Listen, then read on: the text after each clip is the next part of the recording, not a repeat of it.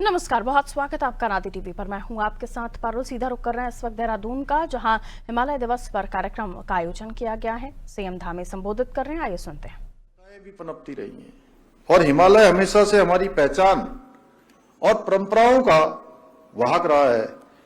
हिमालय के विस्तार और महानता का परिचय हमें महाभारत के वन पर्व में भी देखने को मिलता है, जहां एक श्लोक के माध्यम से कि जिसका अर्थ ये है कि हिमालय पर्वत का विस्तार समुद्र से लेकर चंद्रमा तक माना गया है।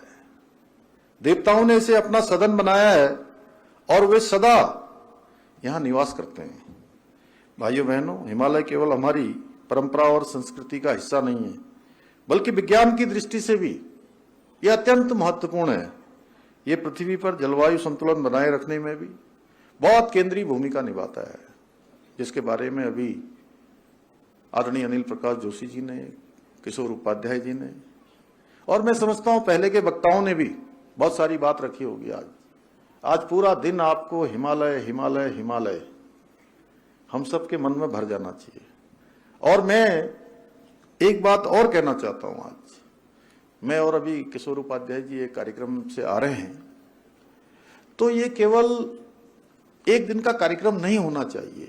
इसलिए हम लोगों ने संयुक्त रूप से प्रयास किया है कि 2 तारीख को हम क्या करेंगे। अभी यहां से बोल रहे थे ना, आप लोगों ने ध्यान से सुना नहीं लग रहा है।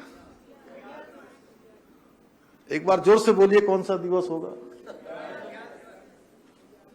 थोड़ा भाई साहब भाषण सुनते सुनते सुनते सुनते सुनते सुनते मुझे लग रहा है कि चैतन्यता थोड़ा सा कम हुई है।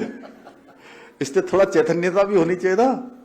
तो एक बार ताली तो बजाइए आप लोगों को चैतन्य करने के लिए। हम सब भूल गए हैं, हम लोग थोड़ी देर में हिमालय में ही हम लोग खो गए हैं। इस समय हिमालय में खोना है, लेकिन चैतन्य रहना है।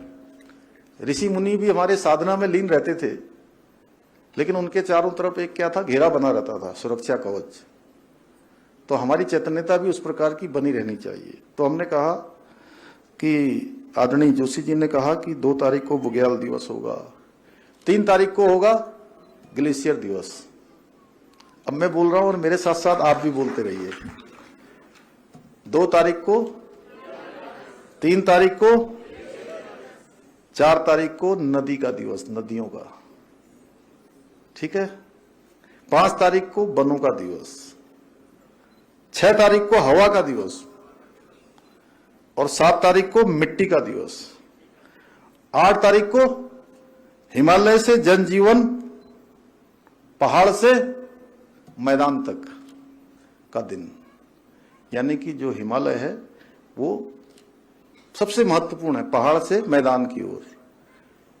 जो प्रकृति का संरक्षण हो रहा है पहाड़ से, वो मैदान को फायदा कर रहा है, मैदान के लिए जरूरी है। कोई ये ना सोचे कि वहां चेपड़ों में बादल फट रहा है, भूस्खलन हो रहा है, कई घर उसमें समा गए हैं, धराली में आपदा आ गई है, पूरा धराली उसमें समा गया है, बागेश्वर के कपकोट क्षेत्र में आपदा आ गई है, या पौड़ी के सैंजी गांव के आसपास के क्षेत्र में आपदा आ गई है। तो मैं तो देहरादून में बैठा हूं, मैं देहरादून में बैठी हुई हूं, मैं दिल्ली में बैठा हूं, मुझे क्या हो रहा है जी, मुझे कोई फर्क नहीं पड़ता है। फर्क बहुत पड़ता है। अगर वो सुरक्षित नहीं है तो एक न एक दिन हम भी सुरक्षित नहीं रहेंगे। ये भाव हमारे मन में आना चाहिए।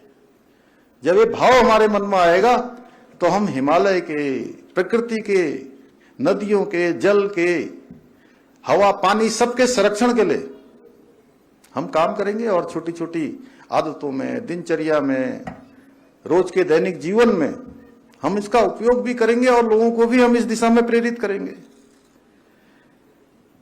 अभी मैं आपको बताऊं कि इस वर्ष हम ये जो ग्लोबल वार्मिंग है, जिसके बारे में अभी डॉक्टर जोशी जी ने बहुत विस्तार से बताया कि पूरे ग्लोबल वार्मिंग का जो इफेक्ट है वो पूरे हिमालय पर पड़ रहा है।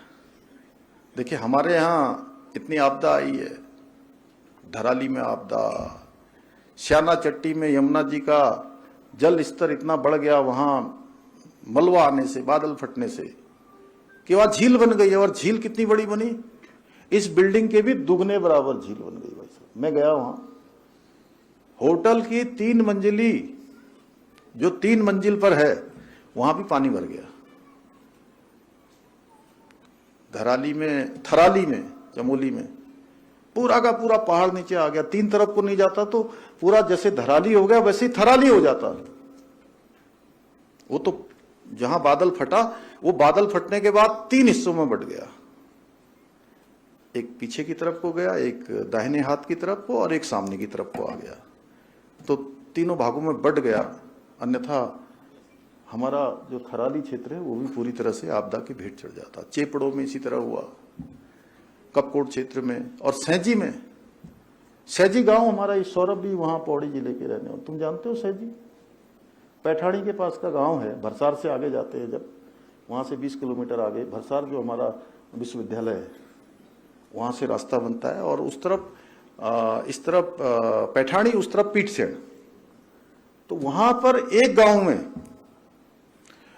गांव में 22 स्थानों पर बादल फटा है।